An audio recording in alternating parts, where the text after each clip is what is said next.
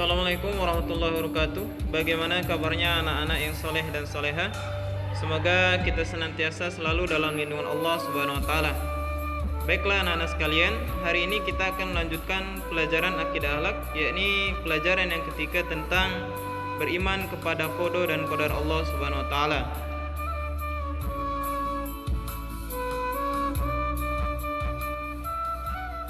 Sebelum kita mulai pembelajaran pada pagi hari ini, mari kita berdoa bersama-sama. Bismillahirrahmanirrahim. Rabbis shrahli sadri wa yassirli amri wahlul 'uqdatam min lisani yafqahu qawli. Rabbi zidni ilma warzuqni fahma. Amin ya rabbal alamin.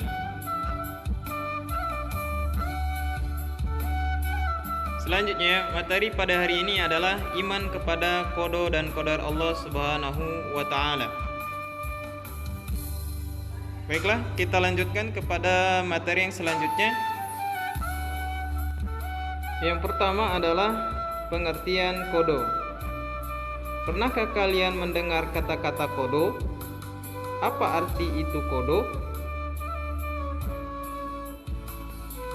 Menurut bahasa, arti qada adalah keputusan atau ketetapan.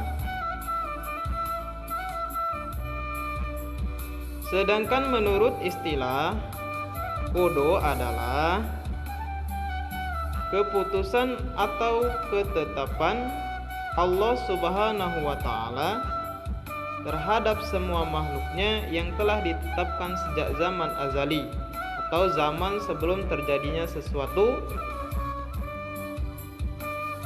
Yang kedua adalah pengertian qadar. Menurut bahasa, qadar artinya adalah ukuran atau ketentuan. Sedangkan menurut istilah, qadar artinya adalah ukuran atau ketentuan Allah Subhanahu wa Ta'ala yang telah terjadi terhadap semua makhluknya.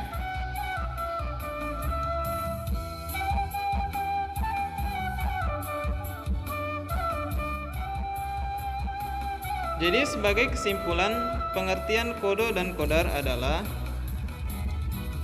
segala ketetapan dan ketentuan dari Allah Subhanahu wa Ta'ala yang sudah ditentukan kadar dan ukurannya pada setiap masing-masing makhluk Allah Subhanahu wa Ta'ala.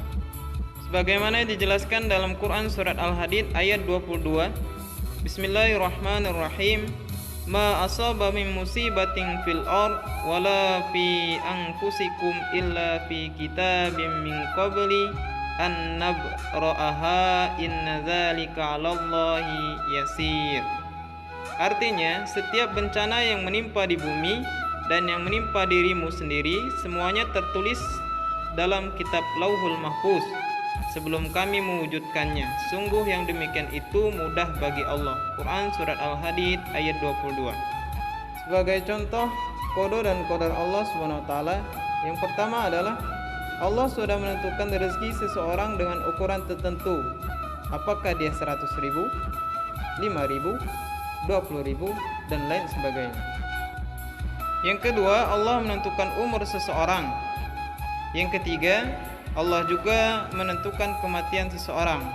Allah telah mengukur dan mengatur kapan seorang meninggal, bagaimana dia meninggal, dan di manakah dia akan meninggal.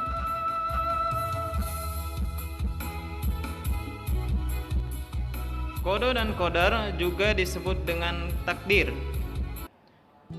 Takdir dibedakan menjadi dua macam. Yang pertama adalah takdir mubram. Takdir mubram adalah takdir yang tidak bisa dirubah oleh kemampuan atau tangan manusia, seperti kematian, jodoh, musibah, dan lain sebagainya. Kemudian yang kedua adalah takdir mu'allaq. Takdir mu'allaq adalah takdir yang masih bisa dirubah dengan usaha dari manusia itu sendiri. Seperti contoh, orang tidak bisa menjadi bisa, orang miskin menjadi kaya. Diubahnya itu dengan cara berdoa dan berusaha. Baiklah, cukup sekian pelajaran akidah akhlak pada hari ini. Mudah-mudahan Ananda semua dapat memahami tentang iman kepada qada dan qadar Allah. Sebenarnya ini hanya mengulang kembali karena kita sudah mempelajari pada pelajaran agama Islam. Kita tutup dengan baca lafal hamdalah. Alhamdulillahirabbil alamin. Wafahiri wabillahi taufiq wal hidayah. Wassalamualaikum warahmatullahi wabarakatuh.